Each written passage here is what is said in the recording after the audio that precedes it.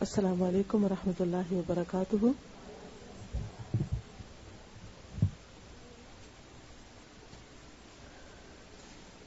نحمده ونصلي على رسوله الكريم. اما بعد فاعوذ باللہ من الشیطان الرجیم. بسم اللہ الرحمن الرحیم. رب اشرح لي صدری ويسر لي امری واحلل عقدۃ من لسانی یفقهوا قولی.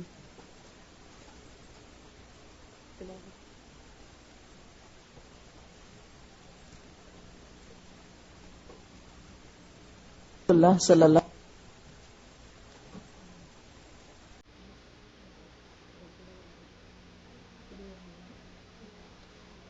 شهر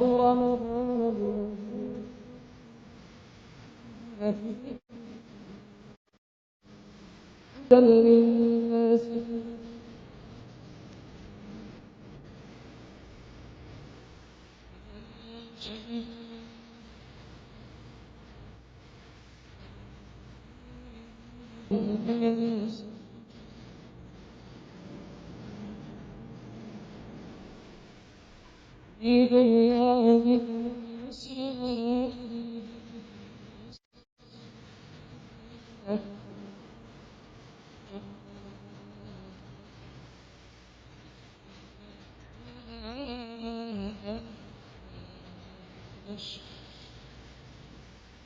إذا سألك عبادي عني فإني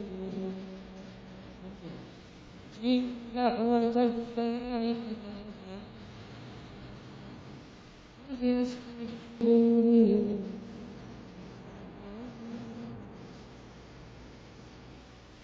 لي لكم ليلة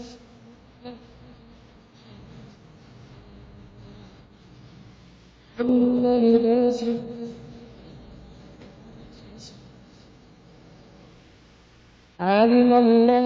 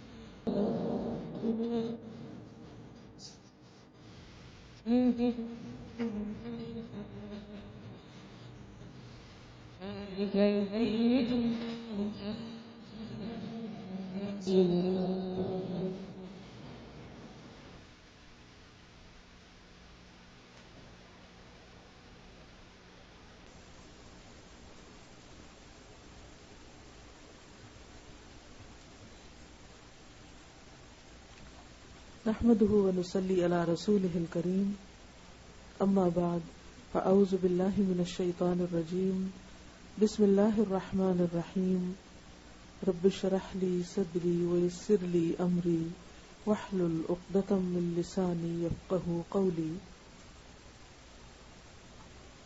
یا ایھا الذین آمنوا کتب علیکم الصیام کما کتب علی الذین من قبلکم لعلکم تتقون. اے لوگو جو ایمان لائے ہو، تم پر روزے فرض کر دیے گئے جس طرح تم سے پہلے انبیاء کے پیرووں پر روزے فرض کیے گئے تھے. اس سے توقع ہے کہ تم میں تقوی کی صفت پیدا ہوگی. چند مقرر دنوں کے روزے ہیں. اگر تم میں سے کوئی بیمار ہو یا سفر پر ہو تو دوسرے دنوں میں اتنی ہی تعداد پوری کر لے. اور جو لوگ روزہ رکھنے کی قدرت رکھتے ہوں پھر نہ رکھیں تو وہ فدیہ دیں. ایک روزے کا فدیہ ایک مسکین کو کھانا کھلانا ہے. اور جو اپنی خوشی سے کچھ زیادہ بھلائی کرے تو یہ اسی کے لیے بہتر ہے. لیکن اگر تم سمجھو تو تمہارے حق میں اچھا یہی ہے کہ تم روزہ رکھو. رمضان وہ مہینہ ہے جس میں قرآن نازل کیا گیا ہے، جو انسانوں کے لیے سراسر ہدایت ہے اور ایسی واضح تعلیمات پر مشتمل ہے جو راہ راست دکھانے والی اور حق کو باطل کا فرق کھول کر رکھ دینے والی ہیں. لہذا اب سے جو شخص اس مہینے کو پائے اس کو لازم ہے کہ اس پورے مہینے کے روزے رکھے، اور جو کوئی مریض ہو یا سفر پر ہو تو وہ دوسرے دنوں میں روزوں کی تعداد پوری کر لے۔ اللہ تمہارے ساتھ نرمی کرنا چاہتا ہے، سختی کرنا نہیں چاہتا، اس لیے یہ طریقہ تمہیں بتایا جا رہا ہے تاکہ تم روزوں کی تعداد پوری کر سکو، اور جس ہدایت سے اللہ نے تمہیں سرفراز کیا ہے اس پر اللہ کی کبریائی کا اظہار اور اعتراف کرو اور شکر گزار بنو۔ اور اے نبی صلی اللہ علیہ وسلم، میرے بندے اگر تم سے میرے بارے میں پوچھیں تو انہیں بتا دو کہ میں ان سے قریب ہی ہوں، پکارنے والا جب مجھے پکارتا ہے میں اس کی پکار سنتا ہوں اور جواب دیتا ہوں، لہذا انہیں چاہیے کہ میری دعوت پر لبیک کہیں اور مجھ پر ایمان لائیں۔ یہ بات تم انہیں سنا دو شاید کہ وہ راہ راست پا لیں۔ تمہارے لیے روزوں کے زمانے میں راتوں کو اپنی بیویوں کے پاس جانا حلال کر دیا گیا ہے، وہ تمہارے لیے لباس ہیں اور تم ان کے لیے لباس ہو۔ اللہ کو معلوم ہو گیا کہ تم لوگ چپ کے اپنے آپ سے خیانت کر رہے تھے، مگر اس نے تمہارا قصور معاف کر دیا اور تم سے درگزر فرمایا۔ اب تم اپنی بیویوں کے ساتھ شب باشی کرو اور جو لطف اللہ نے تمہارے لیے جائز کر دیا ہے اسے حاصل کرو، نیز راتوں کو کھاؤ اور پیو، یہاں تک کہ تم کو سیاہی شب کی دھاری سے سفید صبح کی دھاری نمایاں نظر آ جائے، تب یہ سب کام چھوڑ کر رات تک اپنا روزہ پورا کرو، اور جب تم مسجدوں میں معتکف ہو تو بیویوں سے مباشرت نہ کرو، یہ اللہ کی باندھی ہوئی حدیں ہیں، ان کے قریب نہ پھٹکنا۔ اس طرح اللہ اپنے احکام لوگوں کے لیے بصراحت بیان کرتا ہے، توقع ہے کہ وہ غلط رویے سے بچیں گے۔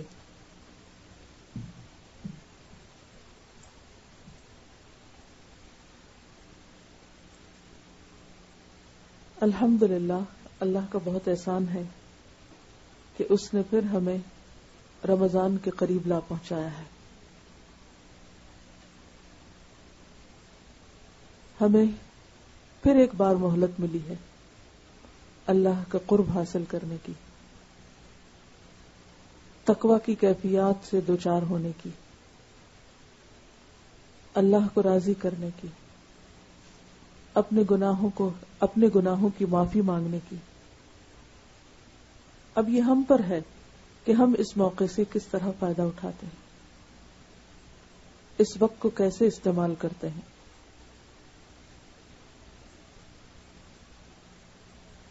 یہ زندگی ویسے ہی مختصر ہے، گنی چنی ہے، لیکن خاص طور پر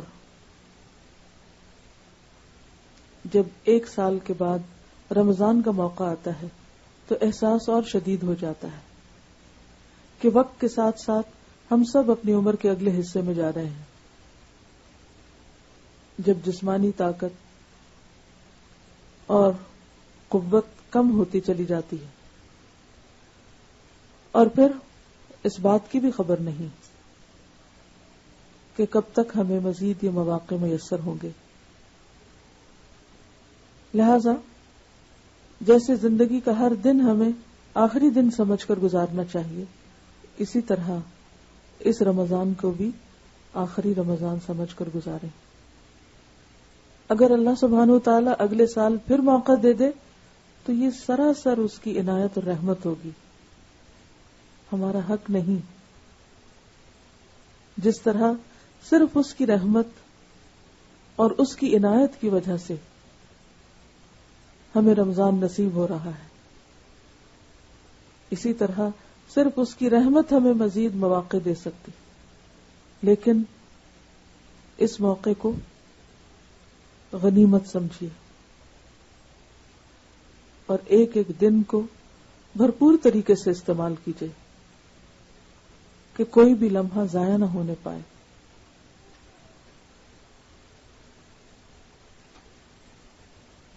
رمضان اسلامی کیلنڈر کا 9واں مہینہ ہے۔ رمضہ کا لفظی معنی ہوتا ہے شدید گرمی کی جلن۔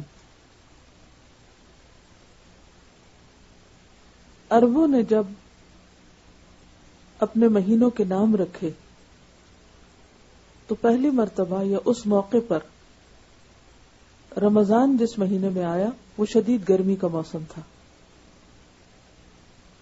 اور اسی سے پھر اس کا نام رمضان رکھا گیا۔ رمضان کا لفظ باریک ہونے کے لیے دو پتھروں کے درمیان رکھ کر کوٹنے کو بھی کہتے ہیں۔ اس اعتبار سے بھی رمضان ہمارے اندر عاجزی اور ہمبلنس پیدا کرنے کا موقع ہے، کہ جس میں ہم اپنے بہت سے ایسی عادات اور بہت سے ایسی باتیں اور اخلاق کے بہت سے ایسے پہلو جن کی ہم اصلاح کرنا چاہتے ہیں، تو یہ مہینہ اس کا بھی ایک بہترین موقع ہے۔ جسمانی اعتبار سے گرم صحرا میں رہنے والے روزے کی حالت میں اور ویسے بھی گرمی کے اس مہینے میں پیاس کی شدت سے اس طرح دوچار ہوتے کہ گویا پورا جسم اندر سے جل رہا ہے۔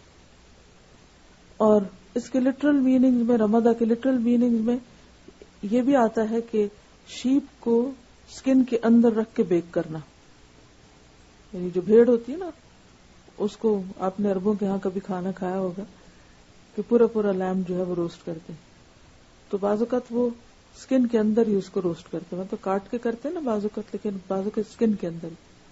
تو سکن کے اندر جب شیپ کو روسٹ کیا جاتا ہے اور وہ اندر سے گل جاتی ہے، تو اس کے لیے بھی لفظ رمضان آتا ہے۔ گویا رمضان کا مہینہ انسان کو اندر سے پوری طرح گلا دیتا ہے، نرم کر دیتا ہے۔ گلا ہوا گوشت ہوتا ہے وہ نرم ہوتا ہے۔ جسمانی طور پر بھی شدید گرمی کی کیفیت اندر محسوس ہوتی۔ کینیڈا جیسے ٹھنڈے ملک میں رہنے والے شاید اس کا اندازہ نہ کر سکے۔ بہرحال اس دفعہ تو سپٹمبر کا مہینہ 9واں مہینہ ہے اور رمضان بھی 9th منتھ ہے، اور موسم پہلے کی نسبت کچھ گرم ہی ہے، تو تھوڑا بہت اس کو ایکسپیرینس کریں گے۔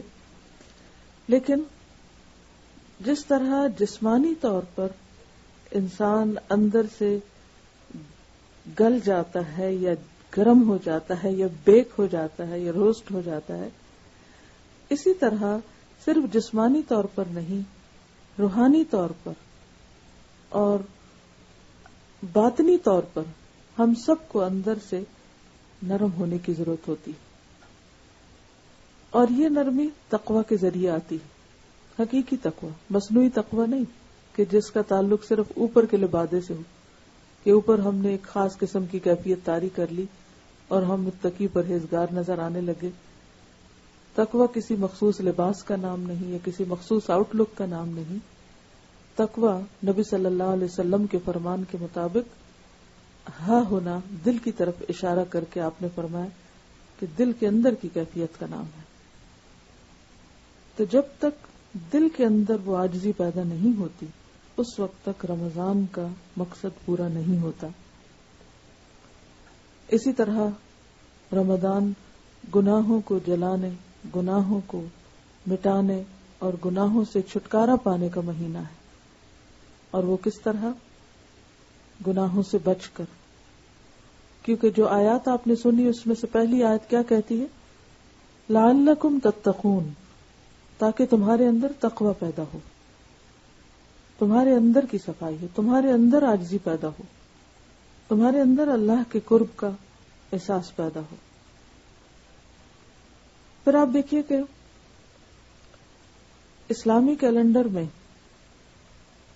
ہر مہینہ سال کے مختلف موسموں میں آتا ہے، یعنی شمسی کیلنڈر کے اعتبار سے ہجری کیلنڈر جو ہے وہ ہر سال 10 دن کم ہو جاتا ہے، جس کی وجہ سے یعنی ہجری کیلنڈر کم ہو جاتا ہے شمسی کے مقابلے میں، جس کی وجہ سے عبادات کے جو مہینے ہیں وہ ہمیشہ ایک موسم میں نہیں آتے، بلکہ ان کا موسم تبدیل ہوتا رہتا ہے۔ جو شخص 34 سال مسلسل روزے رکھے وہ ایک دفعہ یہ پورا سائیکل مکمل کر لیتا ہے کہ سال کے ہر دن میں یا ہر موسم میں وہ ایک طرح سے روزہ رکھ لیتا ہے۔ مثلا اگر کسی پر روزے سپٹمبر میں فرض ہوئے تو آئندہ 34 سال بعد وہ پھر سپٹمبر میں روزے رکھے گا، اور اس طرح 34 سالوں میں گویا اس نے شمسی کیلنڈر کے سارے مہینوں میں روزے رکھ لیے. اور یہ خوبصورتی ہے اسلامی کیلنڈر کی. اگر شمسی کیلنڈر استعمال ہوتا اور مثلا رمضان جو ہے وہ یا روزے رکھنے کی فرضیت جنوری کے مہینے میں ہوتی تو ہم کیا کرتے؟ ہمیشہ سردیوں میں ہی روزے آتے. ٹھیک ہے، سردیوں میں روزے آنے سے ہمیں ایک سہولت تو ضرور ہو جاتی ہے کہ جلدی وقت گزر جاتا ہے، لیکن جو خوبصورتی اور جو مزہ اس تبدیلی میں ہے کہ انسان جس طرح سال کے باقی حصوں میں باقی موسموں کو انجوائے کرتا ہے اور مختلف تبدیلیوں کے ساتھ اس کے اندر کام کرنے کا بھی مختلف طریقے پر مختلف کام کرنے کا جذبہ پیدا ہوتا ہے، اسی طرح ہر رمضان اپنے اندر تبدیلی کی وجہ سے، یعنی موسمی تبدیلی کی وجہ سے اپنے اندر ایک الگ خوبصورتی رکھتا ہے، اس کا ایک الگ احساس ہوتا ہے، اس سے انسان کے جذبات مختلف طرح کے ہوتے ہیں. اس لیے جس بھی موسم میں روزہ ہو اس موسم کو اللہ کی طرف سے آئے ہوئے ایک حکم اور اس حکم کی حکمت کے ساتھ خوشی سے اس کا استقبال کریں. ڈرنا نہیں شروع کریں، کیونکہ عام طور پہ ہم ڈرنے لگتے ہیں اس دفعہ تو بہت لمبا روزہ ہوگا اور اس وقت تو بہت گرمی ہوگی اور پتہ نہیں پیاس کے مارے کیا حال ہوگا، اور اب تو ہم بہت سی بیماریوں کا شکار ہو گئے ہیں، تو کیا خیال ہے ہم پر کوئی رخصت تو نہیں ہم کسی رخصت کے اہل نہیں ہو سکتے کہ کسی طرح ہمیں چھٹی مل سکے. نہیں، اس کی بجائے آپ یہ سمجھیں کہ جس رب نے ہم پر یہ روزے فرض کیے ہیں، کیونکہ اس آیت کے شروع میں آتا ہے نا، یا ایھا الذین آمنوا کتب علیکم الصیام کما کتب علی الذین من قبلکم. تو یہ جو روزے فرض کیے گئے ہیں اور پھر رمضان میں فرض کیے گئے، کیونکہ شہر رمضان الذی انزل فیہ القرآن، تو رمضان کے مہینے میں جو فرضیت ہوئی تو اس کے پیچھے ایک خاص حکمت ہے. اس رب کو معلوم تھا کہ ہمارے اندر اتنی وسعت، اتنی طاقت اور اتنی ہمت ہے کہ ہم اللہ کی طرف سے آئے ہوئے اس فریضے کو نبھا سکتے ہیں، لہذا خوشی کے ساتھ اس کو نبھائیے، خوشی کے ساتھ اس کو ویلکم کیجیے، خوشی کے ساتھ اس کا استقبال کرتے ہوئے اس کے لیے بھرپور تیاری کیجیے. خود لفظ روزہ جو ہے عربی میں اس کے لیے صوم یا صیام کا لفظ آتا ہے، اور صوم کا لفظی معنی ہوتا ہے رک جانا. رک جانا کس چیز سے رک جانا؟ کھانے پینے سے اور سیکشل ایکٹیویٹی سے. اور کتنی دیر کے لیے رک جانا اس کا تعین بھی قرآن مجید میں کر دیا گیا. ثم اتم الصیام الی اللیل، رات کے آغاز تک روزہ مکمل کرنا. اور کب؟ حتی یتبین الخیط الابیض من الخیط الاسود، کہ جب صبح کے وقت سفید دھاری سیاہ دھاری سے الگ ہو جائے، یعنی سحر کا وقت جو ہوتا ہے. اب تو خیر کیلنڈر موجود ہیں اور منٹس اور سیکنڈز کے حساب سے پوری کیلکولیشنز وقت سے پہلے ہی ہمیں مل جاتی ہیں. تو ان مخصوص اوقات میں کھانے پینے سے رک جانا اور سیکشل ایکٹیویٹی سے رات کے وقت ان چیزوں کی اجازت ہوتی، کیونکہ روزہ جو ہے وہ رات کو نہیں رکھا جاتا، دن ہی کو رکھا جاتا ہے. اگر کوئی شخص یہ کہے کہ میں دن کی بجائے رات کو روزہ رکھ لیتا ہوں اور سو کر وقت گزر جائے گا، تو وہ ایسا نہیں کر سکتا. کوئی یہ نہیں کہہ سکتا کہ میں نے اتنے گھنٹے کا روزہ تو چلے میں آفٹر نون سے شروع کر کے اپنی مرضی سے اتنے گھنٹے پورے کر لیتا ہوں. تو بات گھنٹے پورے کرنے کی نہیں ہے، بات اللہ کی حدود کی پابندی کی ہے کہ جو اوقات اس نے مقرر کیے انہی اوقات میں ان تمام چیزوں سے بچنا بے حد ضروری ہے. پھر یہ ہے کہ اگرچہ ہم جسمانی طور پر روزہ رکھتے ہیں اور ان قانونی احکامات کی پابندی کرتے ہیں، لیکن اس کے ساتھ ساتھ کچھ اخلاقی پابندیاں بھی ہم پر عائد ہوتی ہیں. اور وہ کیا ہے کہ ہم صرف کھانے پینے کا روزہ ہی نہ رکھیں بلکہ اپنی زبان کا روزہ بھی رکھیں اور زبان سے ایسی باتوں کو چھوڑ دیں کہ جو اللہ کو ناراض کرنے والی. کانوں کا روزہ بھی رکھیں, ایسی باتوں کو نہ سنیں یا ایسی باتوں کے سننے میں دلچسپی نہ رکھیں جو اللہ تعالیٰ کو پسند نہیں. آنکھوں کا روزہ بھی ہو کہ ایسی چیزوں کو نہ دیکھیں کہ جو اللہ تعالیٰ کو ناراض کرنے والی ہوں, کیونکہ تقوی کا مفہوم کیا ہے؟ تقوی کا لفظی معنی ہوتا ہے بچنا, ریزرو کرنا, پروٹیکٹ کرنا, حفاظت کرنا. تو کس چیز کی پروٹیکشن, کس چیز کی پریزرویشن, کس چیز کی حفاظت؟ اپنے تمام جسم کی حفاظت. کس سے؟ گناہوں سے. کس سے بچنا؟ گناہوں سے بچنا, اللہ کی نافرمانی کے کاموں سے بچنا. اور کس چیز کو اختیار کرنا؟ یعنی مختلف چیزوں سے بچنے کے بعد, مختلف چیزوں کو چھوڑنے کے بعد پھر کچھ اور کاموں کو اختیار کرنا. اور پھر آپ دیکھیے کہ صرف بچنے کا ہی مفہوم نہیں ہوتا ہے اس میں, بلکہ تقوی جو ہے وہ انسانی شعور کی اعلیٰ ترین کیفیت کا نام ہوتا ہے. تقوی انسان کو الرٹ رکھتا ہے, تقوی انسان کو باشعور بناتا ہے. جس طرح روزے کی حالت میں ہم کھانے پینے سے پرہیز کرتے ہیں, اسی طرح گناہوں سے بھی پرہیز کرتے ہیں. اور جب ہم گناہوں سے پرہیز کرتے ہیں تو پھر شیطان کو ہم پر حملہ آور ہونے کا موقع کم ملتا ہے. اور خصوصاً رمضان میں تو شیطان باندھ دیے جاتے ہیں, جو سرکش جن ہے وہ کنٹرول کر لیے جاتے ہیں, تو انسان شیطان کے وسوسوں سے محفوظ ہوتا ہے. اور اس طرح وہ جو ایول ٹمپٹیشنز ہوتی ہیں وہ بھی کنٹرول ہونے لگتی ہیں. لیکن ان سب میں نیت اور ارادے کا بہت بڑا دخل ہے, شعوری کوشش کی ضرورت ہے. ورنہ انسان جن چیزوں کو سال بھر عادی ہوتا ہے انہی چیزوں کو اسی طرح لیے چلا جاتا ہے. تو رمضان جو اللہ تعالیٰ کے قرب حاصل کرنے, گناہوں سے بچنے کا مہینہ ہے.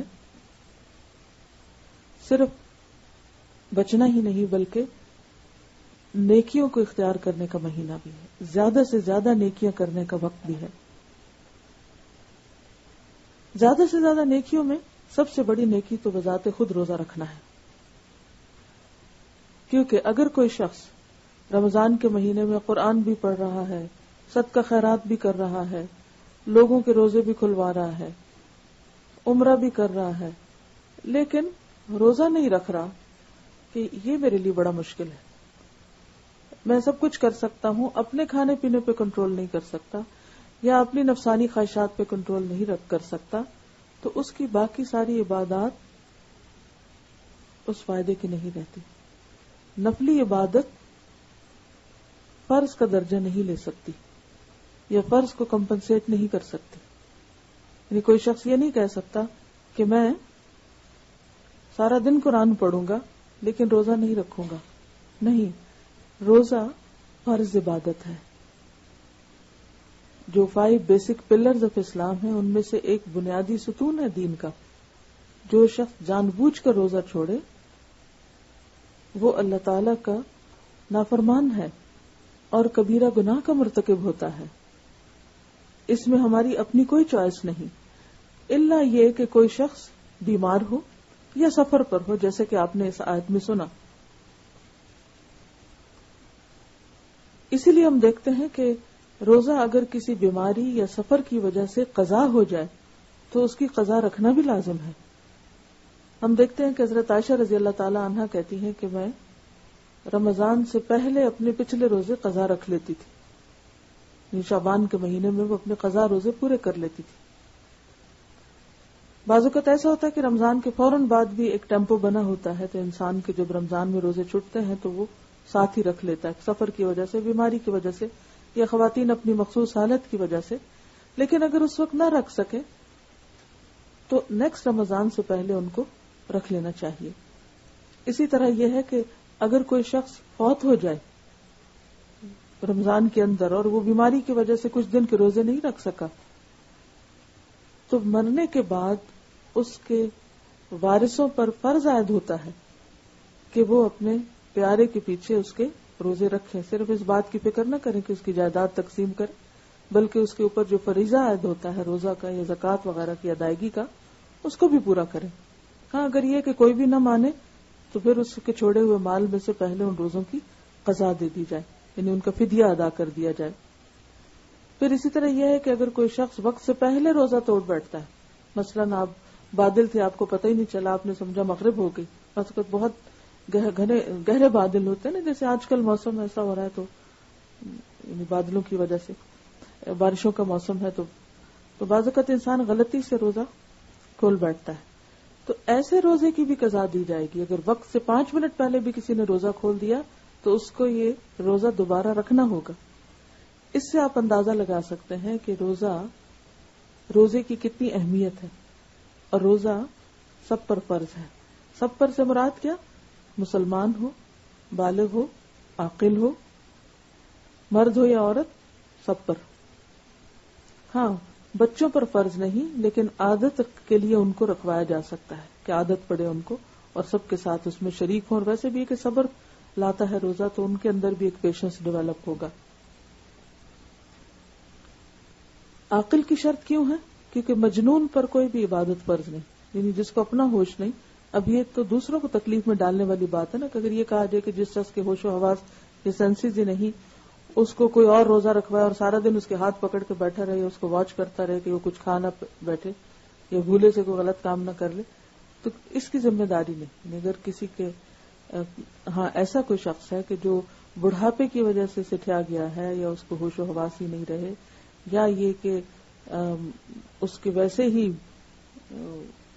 اس کے اوپر یعنی اس میں کسی قسم کی کوئی عقل نہیں، تو اس کے اوپر روزہ نہیں. اسی طرح یہ ہے کہ بچے پر نہیں، تو بالغ ہونا ضروری ہے. اب بلوغت کی شرائط کیا ہیں خواتین کے لیے؟ اس میں بچیوں کو جو پیریڈ شروع ہو جاتے ہیں تو جس ایج سے بھی وہ شروع ہوں گے اس ایج سے ان پر روزے فرض ہو جائیں گے. آج کل بعض مخصوص غذاؤں کی وجہ سے یا اوور آل جو ہر چیز میں ایک تبدیلی آ چکی ہے، اس تبدیلی کی وجہ سے بعض اوقات ارلی ایج میں بھی پیریڈ شروع ہو جاتے ہیں. لیکن اس کا یہ مطلب نہیں کہ ابھی روزے فرض نہیں ہوئے اور 15 سال کی عمر کا انتظار کیا جائے، کیونکہ ہمارے ایک بات یہ بھی مشہور ہے کہ جب 15 سال کی لڑکی ہوگی تو پھر روزے فرض ہوں گے. نہیں، اگر 10 سال میں کسی کو مینسز شروع ہو جاتے ہیں تو 10 سال میں ہی روزے رکھنے ہوں گے. اور اگر کسی وجہ سے ایسی کوئی بھول چوک ہو گئی یا غلطی ہو گئی کہ روزے نہیں رکھے بچی نے، تو بعد میں ان کی قضا پوری کروا دی جائے. پھر اسی طرح بعض لوگوں کو احساس نہیں ہوتا کہ روزوں کی اہمیت کتنی ہے یا فرضیت کا خیال نہیں ہوتا، اور خصوصاً خواتین جو روزے چھٹتے ہیں عموماً مخصوص حالت کی وجہ سے، تو بعضوں کا دیکھا گیا کہ وہ بعد میں قضا نہیں رکھتی. وہ کہتے ہیں ہم نے کون سے جان کے چھوڑے، یہ تو اللہ کی طرف سے تھا. بیماری بھی اللہ کی طرف سے ہوتی ہے، اسی طرح اور بھی بہت سی چیزیں اللہ کی طرف سے تھے، لیکن فرض جو ہے وہ فرض ہے. اس لیے ہم سب کو اس بات کی اہمیت کا بخوبی اندازہ ہونا چاہیے کہ کسی بھی قیمت پر فرض نہیں چھوڑا جا سکتا. اگر مجبوری یا عذر کی وجہ سے چھوڑا گیا ہے تو اس کی قضا لازم ہے. تو جن لوگوں کے پچھلے سالوں کے روزے رہتے ہیں وہ اس رمضان کے گزرنے کے بعد اپنا حساب کریں، کب سے بالغ ہوئے، کتنے دن روزے چھوٹتے تھے مہینے میں اور کتنے اب ہیں، ان کو ہر مہینے کچھ نہ کچھ روزے رکھ کر پورا کر لیا جائے، کیونکہ روزوں کے بارے میں بھی سوال ہوگا، کیونکہ بنیادی عبادت ہے. عبادت جو ہے، کوئی بھی عبادت ہو، اس کی قبولیت میں جو اہم ترین شرط ہے وہ اخلاص ہے.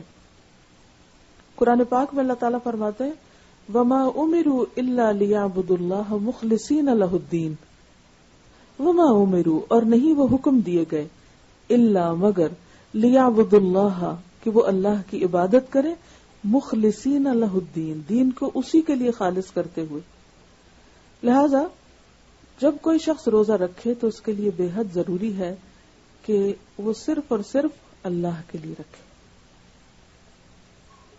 خالص نیت کے ساتھ. دکھاوا یا کسی سے تعریف چاہنا یا کوئی دنیاوی فائدہ اس میں مد نظر نہ ہو. یعنی کوئی شہرت کی طلب نہ ہو کہ فلاں شخص جو وہ بڑا صوام اور قوام ہے, بہت زیادہ روزے رکھتا ہے یا بہت زیادہ راتوں کو جاگتا ہے تو بڑا متقی اور پرہیزگار ہے, یا اپنی کسی دینداری کے اظہار یا اپنی کسی نیکی اور تقوی کی ریاکاری کے لیے, دکھاوے کے لیے روزے نہ ہوں. اور روزہ جو ہے وہ خاص طور پر آپ دیکھیں کہ جب ہم کہتے ہیں نا کہ اللہ کے لیے ہے, تو اللہ سبحانہ وتعالی بھی ایک حدیث قدسی میں فرماتے ہیں کہ الصوم لی وانا اجزی بہ, کہ روزہ میرے لیے ہے اور میں خود اس کی جزا دوں گا.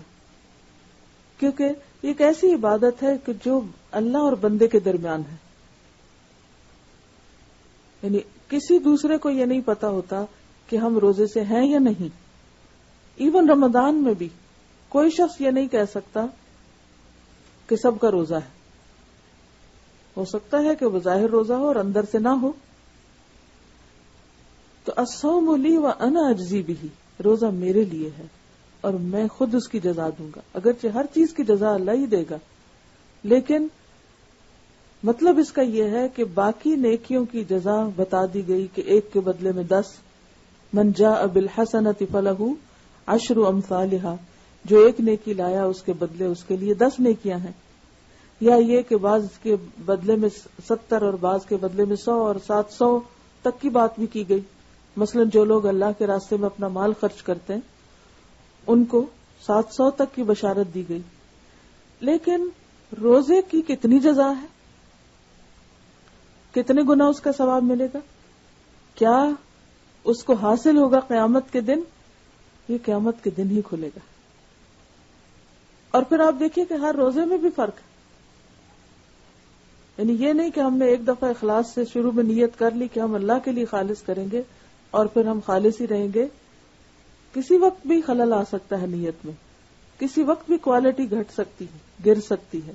لہذا بے حد ضروری ہے کہ ہم ہر روز شعوری نیت کریں, پورے شعور کے ساتھ اس کو رکھیں کہ میرا روزہ میرے رب کے لیے, کسی اور کے لیے نہیں ہے. میں اگر بھوکا ہوں تو میرے رب کے لیے, میں پیاسا ہوں تو اپنے رب کے لیے, میں اپنی دیگر خواہشات کو کنٹرول کیے ہوں تو اپنے رب کے لیے, اور اس کی جزا مجھے اپنے رب ہی سے چاہیے. اور اس کے لیے پھر آپ دیکھیے کہ جب آپ کو جزا رب سے چاہیے نا, تو پھر آپ یہ نہیں بولیں گے ہائے گرمی لگ رہی ہے, ہائے بہت تھک گئے ہیں, ہائے پیاس لگ رہی ہے. بچوں والی حرکتیں نہیں ہوں گی. پھر کہ اگر آپ بچوں کو جیسے روزہ رکھواتے نا تو بچے کیا کرتے ہیں, ہر تھوڑی دیر کے بعد آپ پیچھے اچھا کب کھلے گا, تو پھر اس صورت میں آپ کیا کریں گے؟ صبر. کیونکہ روزہ رمضان جو ہے وہ شہر الصبر بھی ہے, صبر کا مہینہ. اور صبر کون سا اچھا ہوتا ہے؟ صبر جمیل, خوبصورت صبر, اچھا صبر, کہ جس میں انسان کوشش کرے کہ وہ نہ صرف یہ کہ زبان بلکہ اپنے عمل, اپنے رویے اور معاملے سے بھی اپنے روزہ دار ہونے کی شکایت نہ کرے. اللہ نے فرض کیا نا, تو اگر ہم بندوں سے شکوہ کرتے ہیں, بندوں کے آگے اپنا رونا رو رہے ہیں, اس کا مطلب کیا ہے کہ جو اللہ نے ہم پر پابندی لگائی اس کی شکایت بندوں سے ہو رہی ہے کہ اس دفعہ تو بہت ہی تھک گئے ہیں, بہت مشکل میں ہیں یا مشکل ہو گئی. نہیں, کچھ بھی نہیں. اگر کوئی بھی پوچھے کہ روزے کیسے گزر رہے ہیں تو خوشی سے مسکرا کر کہے کہ الحمدللہ بہت اچھے گزر رہے ہیں. اور ایک اور بات یہ بھی ہے کہ جب ہم ہر وقت بھوک اور پیاس کی بات کرتے ہیں تو پھر وہ اور ستانے لگتی. اور اصل میں تو روزہ سکھاتے ہی سیلف ڈسپلن ہے, سیلف ڈسپلن, کہ آپ اپنے آپ کو کس طرح ڈسپلن کریں.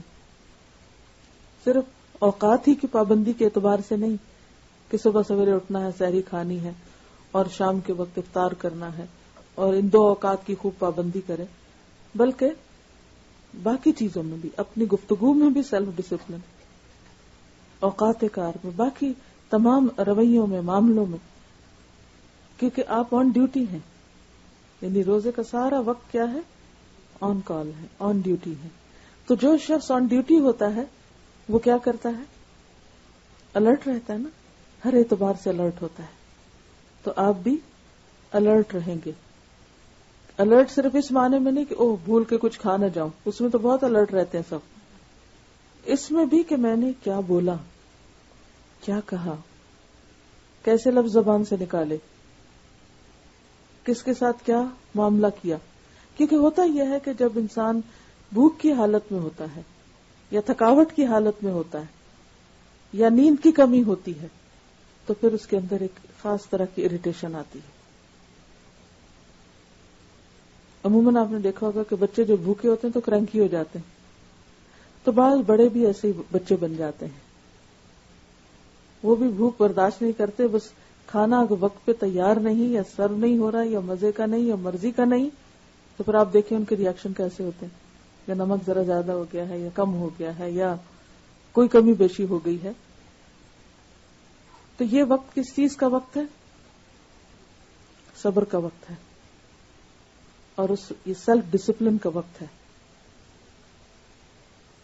تو اس وقت میں خود پر خود چیک رکھنا ہے. دیکھیے کہ کوئی آپ کو ہر وقت پکڑ پکڑ کے نہیں بتا سکتا کہ دیکھو ایسا نہ کرو تم روزے سے ہو. بچے تو نہیں نا, ہم تو بڑے ہو گئے سارے, یا نہیں؟ واقعی بڑے ہو گئے ہیں. بڑے ہونے کی ضرورت ہے, میچور ہونے کی ضرورت ہے. اسی طرح آپ دیکھیے کہ جب نیند پوری نہیں ہوتی تب بھی ہم غصہ کرنے لگتے ہیں, چڑچڑے ہوتے ہیں. تو رمضان میں نیند تو پوری ہونی ہی نہیں. جس نے واقعی صحیح معنی میں روزہ رکھنا, کیونکہ بھوک میں نیند بھی نہیں آتی. ہم کیلولا کریں گے تو کتنا کر لیں گے, اتنی مزے کی تو نہیں آئے گی نیند. تو پھر آپ کو جاگتے ہی رہیں گے, وہ الرٹ رہتے ہیں نیند میں بھی. اسی طرح رات کو تراویح اگر آپ پڑھیں گے تو لازماً دیر سے سوئیں گے. اگر آپ کو سحری بنانی ہے تو لازماً جلد اٹھیں گے. پھر اگر آپ روزہ رکھ کے فوراً سو جائیں تو وہ کھانے کے ساتھ فوراً سونا جو ہے وہ صحت کے لیے بھی نقصان دہ, اور وہ سونا پھر طبیعت میں بدمزگی پیدا کرتا ہے, تو اس وقت بھی آپ نہیں سو پاتے. پھر دن میں کام کرنا, اب آپ چھٹی لے کے تو نہیں بیٹھ سکتے کہ روزے آ گئے ہیں تو اب ہم ہر چیز سے فارغ ہو جائیں. اصل میں تو ٹریننگ ہی اس چیز کی ہے. اب دیکھیں کہ صائم عربی میں اس گھوڑے کو بھی کہتے ہیں کہ جس کو بھوکا پیاسا رکھ کے خوب دوڑایا جاتا ہے. اتنا دوڑایا جاتا ہے اور اتنی ایکسرسائز کرائی جاتی ہے کہ اس کا پیٹ جو ہے وہ پسلیوں کے اندر چلا جاتا ہے, اور اس کے اندر اس ایکسرسائز کے ذریعے یہ ابیلٹی پیدا کی جاتی ہے کہ وہ پھر جنگ کے وقت بھوکا پیاسا رہ کر کمزور نہ پڑے بلکہ خوب کام کر سکے. تو رمضان میں جب ہم روزہ رکھ کر بھوکے پیاسے رہ کر نیند کم کر کے تھکاوٹ کے ساتھ کام کرتے ہیں تو یہ ایک طرح سے پریکٹس ہوتی ہے, ایکسرسائز ہوتی ہے اس بات کی کہ ہم بعد میں بھی, رمضان کے بعد بھی یعنی ہمارا اسٹیمنا ڈیولپ ہو جاتا ہے کہ جس کے ذریعے ہم بہتر انسان بن سکتے ہیں, اپنی بھوک پر کنٹرول کر سکتے ہیں, نیند پہ کر سکتے ہیں, اینگر پہ کر سکتے ہیں, مختلف طرح کے جو چڑچڑے پن ہے اور اریٹیشن ہے اس پہ کر سکتے ہیں. اور یہ صرف ایک ڈیسیژن لینے کی دیر ہے. رمضان کی حالت تو روزہ ہم کو یاد دلاتا ہے کہ دیکھو ایسا نہیں کرنا ہے روزے سے ہو, لڑائی جھگڑا نہیں کرنا کہ روزے سے ہو. اور اگر ہم نہ یاد رکھیں تو کوئی دوسرا ہمیں یاد دلا دیتا ہے کہ بھئی روزے سے ایسا نہیں کرو. تو یہ ایک پورا مہینہ صائم رہ کر یعنی روزہ دار رہ کر, جیسے وہ گھوڑے کی مثال سامنے رکھیں کہ وہ گھوڑا کہ جس کو بھوکا پیاسا رہ کر دوڑایا جاتا ہے, اسی طرح روزہ رکھ کر ہم بھی سارے کام کرنے ہیں, دوڑ دھوپ اور سب کچھ. اور آپ دیکھیں گے کہ ایک دفعہ جب آپ شروع کر دیں گے تو آپ کو یاد بھی نہیں رہے گا. پہلے تھوڑا سا خوف ضرور ہوتا ہے کہ آپ کے اندر ایک ہچکچاہٹ ہوتی ہے کہ پتہ نہیں کیا ہوگا, لیکن جب کرنے لگتا ہے تو وہ ہونے لگتا ہے. اور پھر رمضان کے بعد آپ اس ایکسپیرینس کو بار بار یاد کرتے ہیں کہ اچھا روزہ رکھ کے میں یہ سب کچھ کرتی تو اب کیوں نہیں کر سکتے. اصل بات یہ کہ ہم اپنے نفس کو ڈھیلا چھوڑ دیتے ہیں, سب سے زیادہ رعایتیں اپنے آپ کو دیتے ہیں, سب سے زیادہ رحم اپنے آپ پہ کھاتے ہیں, اپنے آپ پہ ترس کھا رہے تھے, سیلف پٹی کا شکار ہوتے کہ اب ہم کو بھوک لگی, اب ہم کو نیند آئی ہے. اپنے نفس کا بھی تو حق ہوتا ہے. اور ہمیں تو اس ڈھیل میں پھر کیا ہوتا ہے کہ ہم بہت سے فرائض سے غافل ہو جاتے. تو یہ موقع ہے ہماری سستی دور کرنے کا, کوتاہی دور کرنے کا. چلیے تھوڑی سی تلاوت سن لیں تاکہ آپ مزید سستی دور ہو جائے، اور کچھ باتیں پھر تراویح سے اور قیام اللیل سے متعلق پھر کرتے ہیں انشاءاللہ تعالی. اس پہ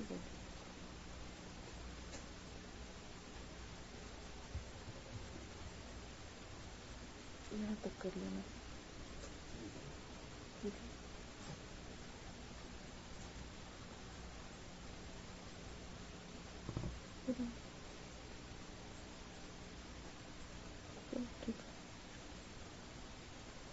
آیات دوبارہ اس لیے سن لیجئے کہ آپ کو ماشاءاللہ میجورٹی کا ترجمہ آتا ہے، کیونکہ جو اللہ تعالیٰ کے الفاظ ہیں وہ براہ راست جب ہم سنتے ہیں اور خود اس سے اپنے لیے سبق لے رہے ہوتے ہیں، تو میں یہ چاہوں گی کہ سننے کے ساتھ ساتھ جو سبق آپ لے رہے ہیں وہ اپنے ساتھ نوٹ کر لیجئے. ٹھیک ہے، چلیے.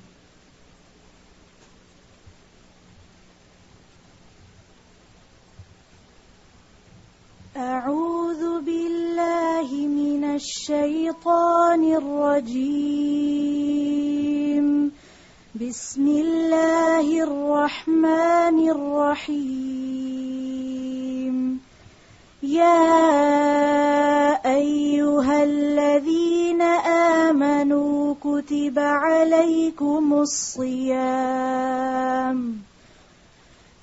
عليكم الصيام كما كتب على الذين من قبلكم لعلكم تتقون.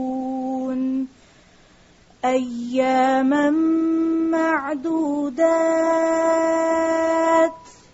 فمن كان منكم مريضا أو على سفر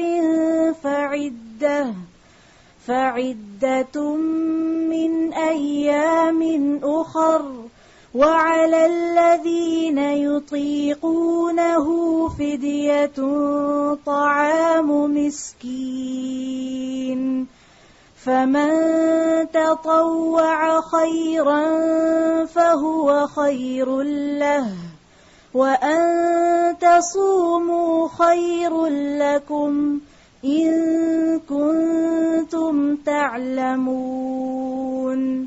شهر رمضان الذي أنزل فيه القرآن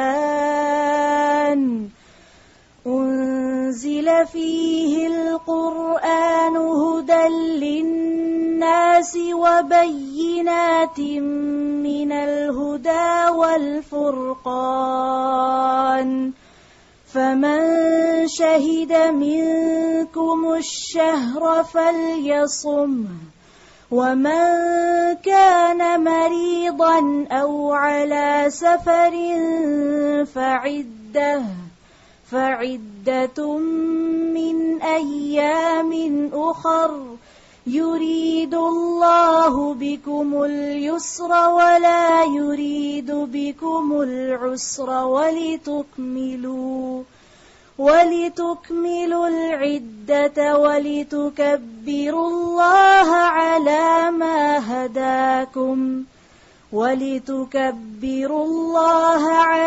ما هداكم ولعلكم تشكرون.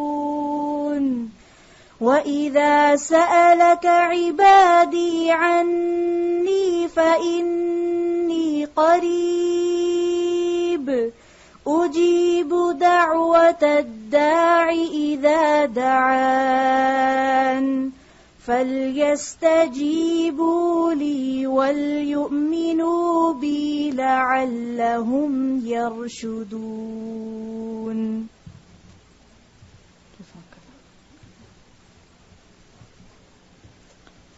میں جب سن رہی تھی تو چند باتیں میں نے نوٹ کی، آپ بھی پھر ساتھ شیئر کیجئے. سب سے زیادہ مجھے جو سن کر احساس ہوا وہ روزے کی فرضیت کا ہے کہ پہلی آیت میں ہی فرمایا کہ کتب علیکم الصیام، روزے تم پر فرض کر دیے گئے، اور پھر یہ کہ صرف تم پر نہیں، تم سے پہلوں پر بھی فرض کیے گئے. اب پہلوں کی مثال کیوں دی گئی؟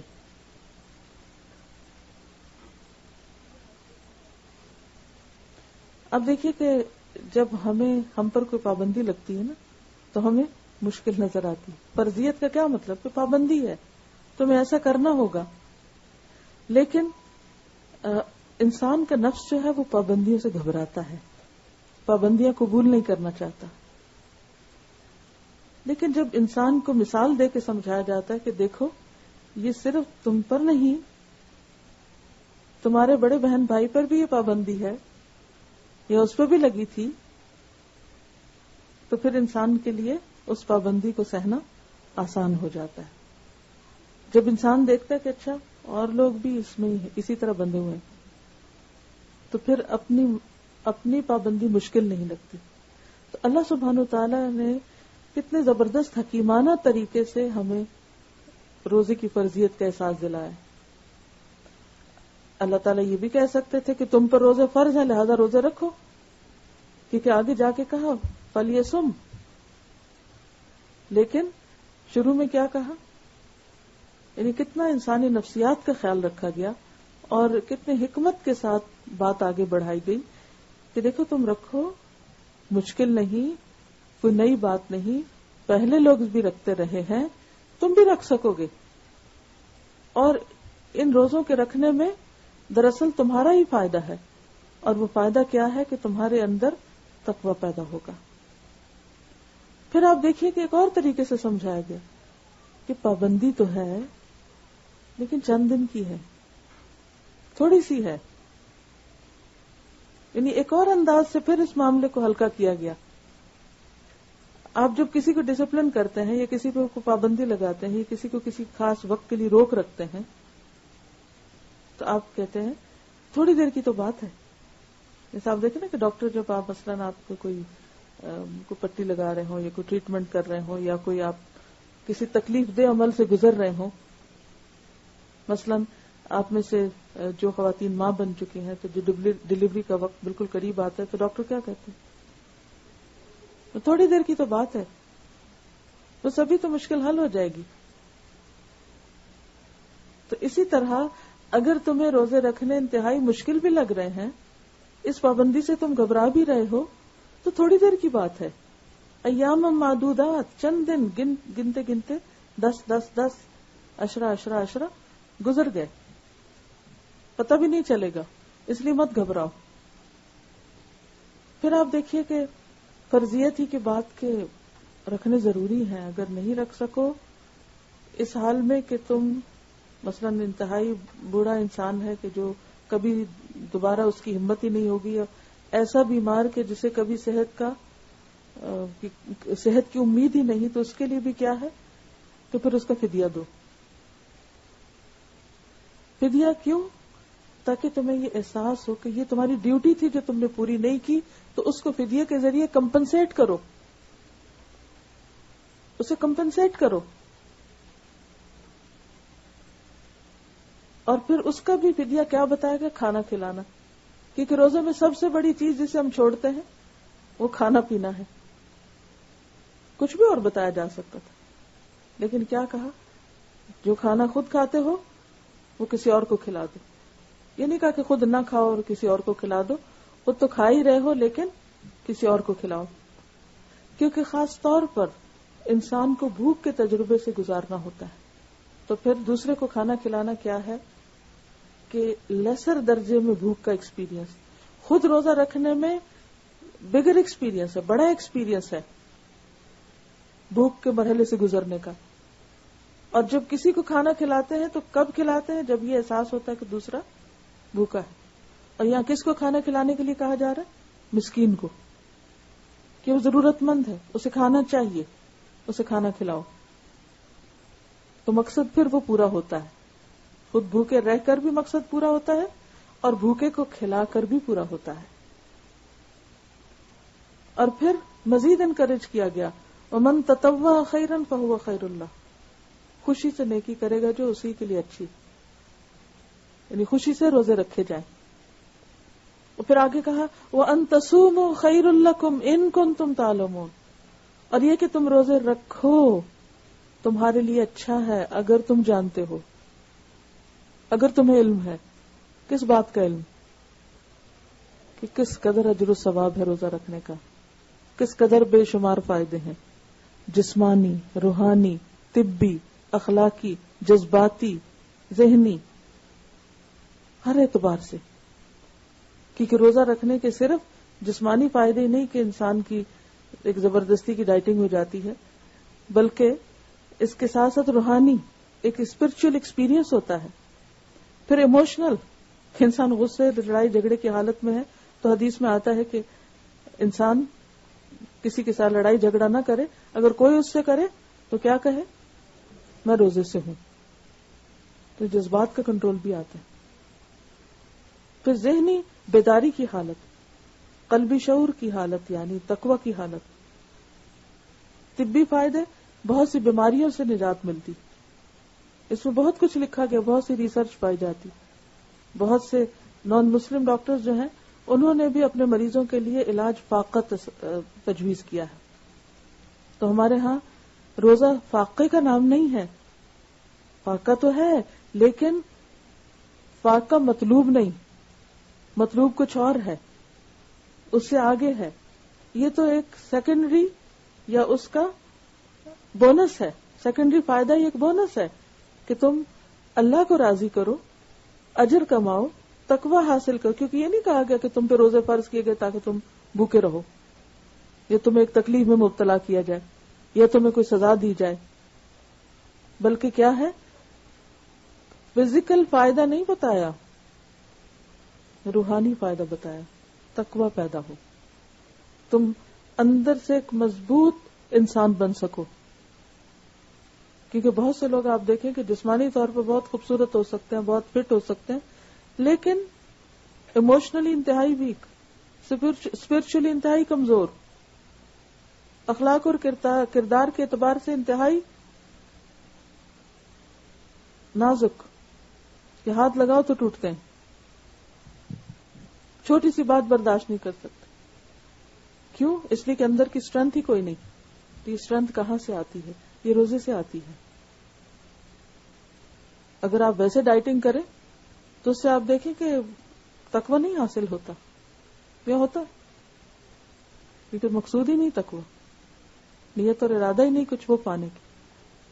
تو بھوکا رکھ کے تمہیں بھوکا رکھنا مقصود نہیں، تمہیں سزا دینا مقصود نہیں، تکلیف دینا مقصود نہیں. تمہارے اندر انسانیت کا اعلیٰ درجہ پیدا کرنا مقصود ہے. تمہیں انسانیت کے اعلیٰ درجے تک پہنچانا مقصود ہے. تمہارے درجات بلند کرنا مقصود ہے. تمہیں گناہوں سے پاک کرنا مقصود ہے. تمہارے بوجھ ہٹانا تم سے مقصود ہے تاکہ تم ایک بہتر انسان بن سکو. اب دیکھیے کہ انسان جو ہے یہ بون اور فلیش کا نام نہیں، گوشت ہڈی کا نام نہیں. انسان کو اللہ نے فوقیت دی اس کی عقل کی وجہ سے، اس کے شعور کی وجہ سے. تو تقوی کیا ہے؟ شعور کی اعلیٰ ترین کیفیت. تو روزہ کیا پیدا کرتا ہے؟ شعور کی اعلیٰ ترین کیفیت، کہ جس میں انسان انتہائی سینسیبل بنتا ہے، عقل مند بنتا ہے، اپنے اوپر کنٹرول کر سکتا ہے. یعنی طاقتور ترین انسان کون ہے؟ کہ جو خود کو کنٹرول کر سکے، جو سیلف کنٹرول کر سکے، سیلف ڈسپلن جس کے اندر ہو. اور یہ ساری کیفیات روزے ہی سے پیدا ہوتی ہیں. پھر آپ دیکھیے کہ یہ جو بات ہے نا، وَأَن تَصُومُوا خَيْرٌ لَكُمْ، یہ تمہارے حق میں اچھا ہی اچھا ہے. بعض چیزیں انسان کو ناپسند ہوتی ہیں. اب بھوکا پیاسا رہنا کسی کو بھی پسند نہیں، چاہے وہ کوئی کسی بیماری کی وجہ سے رہ رہا ہو، یا کوئی ڈائٹنگ کی وجہ سے، یا کسی دنیاوی فائدے کے لیے. لیکن اللہ تعالیٰ کہتے ہیں کہ اسی میں تمہاری بھلائی ہے، کیونکہ تم کسی صرف دنیاوی وقتی مقصد کے لیے نہیں کر رہے، تم اللہ کی خاطر کر رہے ہو. تم بیچ میں خدا کو لے کر آئے ہو. تم چیٹ نہیں کرتے کسی. آپ نے دیکھو کہ بہت سے ڈائٹرز چیٹنگ کرتے ہیں، ڈائٹنگ کرتے ہوئے، اور وہ منع کرتے رہتے ہیں کہ دیکھیں اگر آپ چیٹنگ نہیں کریں گے تو آپ کو فائدہ ہوگا. لیکن کہیں نہ کہیں پھسل جاتے ہیں، کنٹرول نہیں کر پاتے. لیکن وہ کون سی قوت ہے کہ جو روزے کی حالت میں آپ کو اتنا پرفیکٹ کنٹرول سکھاتی ہے؟ صرف اللہ کی حاضر ناظر ہونے کا احساس ہے، کہ جس میں آپ قطرے کی بھی چیٹنگ نہیں کرتے کہ قطرہ ہی پانی حلق سے نیچے لے جائیں. تو اس سے زیادہ تقویت کی بات اور کون سی ہوگی؟ پھر آپ دیکھیے کہ آگے شہر رمضان الذی انزل فیہ القرآن کے بعد پھر کہا ومن شہد منکم الشہر فلیصم. کتنی تاکید ہے تم میں سے جو کوئی اس مہینے کو پائے اسے چاہیے کہ روزہ رکھے. کتب علیکم الصیام، پھر کما کتب علی الذین من قبلکم، پھر ایاما معدودات، پھر تطوع خیرا تصوموا خیرا لکم، پھر من شہد منکم الشہر فلیصم. بار بار تکرار ہے. اور پھر یرید اللہ بکم اليسر ولا یرید بکم العسر. اللہ تمہارے لیے آسانی چاہتا ہے، مشکل نہیں چاہتا، مشقت نہیں چاہتا. ہم سمجھتے ہیں کہ آسانیاں حاصل کرنے میں آسانی ہوگی، نہیں. اگر آسانیاں ہوں زندگی، اب تو آپ اردو شعر بھی بھول گئے. کیا کہا ہے شاعر نے؟ اگر آسانیاں ہوں زندگی دشوار ہو جائے. جتنی سہولتیں زیادہ ہوتی ہیں، جتنی آسانیاں ہوتی ہیں، اتنی زندگی دشوار ہو جاتی ہے. جتنی گاڑیاں بن گئی اتنی ٹریفک زیادہ ہو گئی. تو دشواری ہو گئی یا آسانی ہو گئی؟ جہاں آسانی ہوئی وہاں دشواری بھی ہو گئی. جتنے اپلائنسز زیادہ بن گئے ہیں اتنے ہی کچن زیادہ اسٹفڈ ہو گئے ہیں. سامان رکھنے کے لیے اتنی اسپیس چاہیے، اتنے ہی برتن دھو، اتنا ہی ذہن الجھا رہتا ہے، اس کے لیے یہ کرو، اس کے لیے وہ کرو، اس کے لیے وہ کرو. تو اگر آسانیاں ہو زندگی دشوار ہو جائے. لیکن جہاں کہیں مشکل ہوتی ہے مشکلوں سے کبھی نہ گھبرائیں. ان مع العسر یسرا، ان مع العسر یسرا. تو اوپر سارا کہا کہ روزہ رکھو، روزہ رکھنے میں مشکل مشقت، کہا یرید اللہ بکم اليسر ولا یرید بکم العسر. کیوں؟ ایک تو روزہ رکھنے سے آسانی ہے کہ انسان ہلکا پھلکا ہو جاتا ہے، اس کے اندر ایک قوت آ جاتی ہے، اور قوت اور اسٹرینتھ کے ذریعے بہت سی آسان. پھر اگر نہیں رکھ سکتا انسان یا روزے یا سفر کی حالت میں، اس کے بعد یہ بات فرمائی گئی. تو اس میں بھی کیا ہے کہ انسان کو اللہ سبحانہ وتعالیٰ نے آلٹرنیٹ دیا ہے کہ تم بعد میں رکھ لینا. یہ نہیں کہا کہ رکھو نہیں، رکھ لینا، روزہ پھر رکھنا ہے. اسی میں آسانی ہے کیونکہ سال میں اپنی گنتی پوری، کیونکہ اگلی آیت میں فرمایا وَلِتُكْمِلُوا الْعِدَّةَ، گنتی پوری کرو. گنتی پوری کرنا مقصود ہے، چاہے رمضان کے اندر پوری کرو اور چاہے بیماری کی وجہ سے رمضان میں پوری نہیں کر سکے تو سال بھر میں پوری کرو. اور اس میں خاص حکمت ہے کہ پورے مہینے کے روزے رکھنے، کیونکہ پورے مہینے پورے سال کے اندر جسم کو جتنا وقفہ چاہیے فوڈ سے پرہیز کرنے کا یا مختلف ایکٹیویٹی سے جو ممنوع ہے سال میں، وہ ضروری ہے. اس سے انسان کی صحت، اخلاق، کردار، شخصیت، ہر چیز پر اثرات پڑتے ہیں. کوئی آپ میں سے اس سلسلے میں کچھ کہنا چاہے گا؟ جی آپ فرمائیے.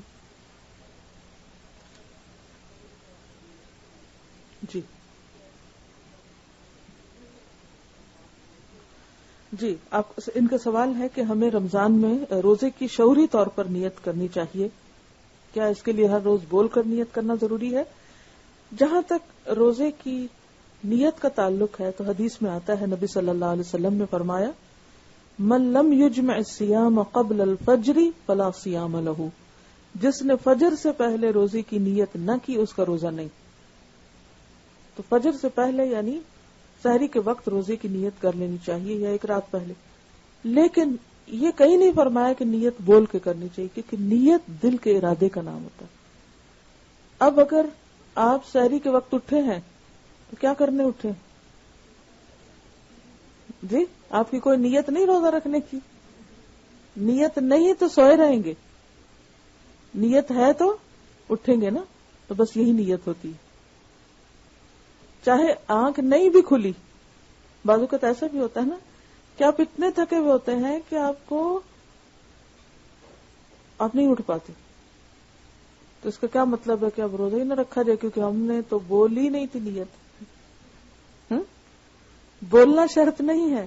رات کو آپ یہ سوچ کے سوئے تھے کیا کہ ہم اٹھیں گے روزہ رکھیں گے، تو بس آپ نہیں اٹھ سکے تو سوتے ہوئے بھی آپ کی نیت برقرار رہی اور وہی کافی ہو گئی. تو اللہ سبحانہ وتعالیٰ نے ہمیں کسی ایسی مشقت میں نہیں ڈالا. اور یہ جو دعا پڑھی جاتی ہے نا وَبِصَوْمِ غَدٍ نَوَيْتُ مِن شَهْرِ رَمَضَانَ، تو میں رمضان کے کل کے روزے کی نیت کرتا ہوں. اب یہ لوگ پڑھ رہے ہوتے ہیں سحری کھانے کے وقت اور کہہ رہے ہیں کل کے روزے کی. آج کا پھر کیا ہوگا؟ یہ مسنون الفاظ نہیں ہے. نبی صلی اللہ علیہ وسلم سے ثابت نہیں ہے. یہ بعد میں کسی نے بنایا اور بیچارے کو میری جیسی عربی ہوگی یہ بھی نہیں پتا کہ آج کے لیے کیا عربی میں لفظ استعمال ہوتا ہے. تو گرامیٹیکلی بھی جی آج کے کچھ بھی پڑھنے کی ضرورت نہیں.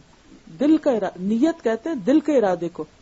ہاں یہ جو اس کے آخر میں آپ نے آیت پڑھی نا وَإِذَا سَأَلَكَ عِبَادِي عَنِّي فَإِنِّي قَرِيبٌ أُجِيبُ دَعْوَةَ الدَّاعِ إِذَا دَعَانِ فَلْيَسْتَجِيبُوا لِي وَلْيُؤْمِنُوا بِي لَعَلَّهُمْ يَرْشُدُونَ کہ جب میرے بندے آپ سے میرے بارے میں پوچھے تو بتا دیجئے میں قریب ہی ہوں. میں مانگنے والے کی دعاؤں کا جواب دیتا ہوں. انہیں چاہیے کہ وہ بھی میری بات مانے اور مجھ پر اعتماد کریں تاکہ وہ ہدایت پائیں. تو اس سے یہ پتہ چلتا ہے کہ رمضان کے بات کے ساتھ ساتھ دعا کی بات بھی کی گئی اور رمضان شروع ہوتے ہی دعاؤں کا سلسلہ شروع ہو جاتا ہے, ایکسٹرا دعاؤں کا. اور اس میں خاص طور پر جو ہی آپ چاند دیکھیں, پتہ نہیں دیکھیں گے بھی یا نہیں, دیکھنے کا اہتمام کرنا چاہیے, نہ نظر آئے تو اور بات ہے, کیونکہ رمضان شروع ہی چاند دیکھنے سے ہوتا ہے. نبی صلی اللہ علیہ وسلم نے فرمایا اذا رأیتم الہلال فصوموا واذا رأیتموہ فافطروا فان غم علیکم فصوموا 30 یوما. صحیح مسلم کی روایت ہے. رمضان کا چاند دیکھ کر روزہ رکھو اور شوال کا چاند دیکھ کر افطار کرو, اور اگر مطلع ابر آلود ہو یعنی بادل وغیرہ ہو تو 30 روزے پورے کر لو, یعنی شعبان کے بھی 30 دن کر لو, اور اگر رمضان کے آخر میں بھی نہیں چاند دکھا اور بادل ہیں تو روزے 30 پورے کر لو, اگلے دن عید کر لو. تو جو ہی ہم چاند دیکھیں تو کیا پڑھیں؟ اللہم اہللہ علینا بالیمن والایمان والسلامت والاسلام ربی وربک اللہ. یا اللہ ہم پر یہ چاند امن و ایمان, سلامتی اور اسلام کے ساتھ طلوع فرما. اے چاند میرا اور تیرا رب اللہ, یعنی میں تجھے نہیں پوچھ رہا, تیرا رب بھی اللہ اور میرا رب بھی اللہ ہے. تو اس وقت جب چاند کو دیکھ کر دعا پڑھتے تو چاند سے دعا نہیں کر رہے ہوتے بلکہ اللہ سے دعا کر رہے ہوتے ہیں. یہ دعائیں ہم نے الگ سے چھاپ دی ہیں, آپ یہاں سے اگر اویلیبل ہیں آج تو لے جائیے اور ساتھ ساتھ پڑھنا شروع کر دیجیے. اب یہ بھی کئی لوگ یہ دعا جو ہے نا بس ریچول کے طور پہ پڑھ لیتے ہیں, وہ چاند نظر آ رہا ہے چلو لاؤ کارڈ دیکھ کے تو پڑھ لو. نہیں, اللہ تعالیٰ دعائیں قبول فرماتا ہے. تو کیا دعا کریں کہ یا اللہ امن و ایمان, سلامتی اور اسلام کے ساتھ یہ مہینہ ہم پر گزرے. پھر اسی طرح ایک اور دعا بھی ہے, اللہ اکبر اللہم اہلہ علینا بالامن والایمان والسلامت والاسلام والتوفیق لما تحب وترضى ربنا وربک اللہ. اللہ سب سے بڑا ہے, اے اللہ یہ چاند ہم پر امن و ایمان اور سلامتی و اسلام کے ساتھ نکال, اور اس چیز کی توفیق کے ساتھ جس کو تو پسند کرتا ہے. تو کیا دعا مانگیں گے کہ اللہ ہمیں اس مہینے میں وہ کرنے کی توفیق دے جسے تو پسند کرتا ہے اور جس سے تو راضی ہوتا ہے. اے چاند میرا اور تیرا رب اللہ ہے.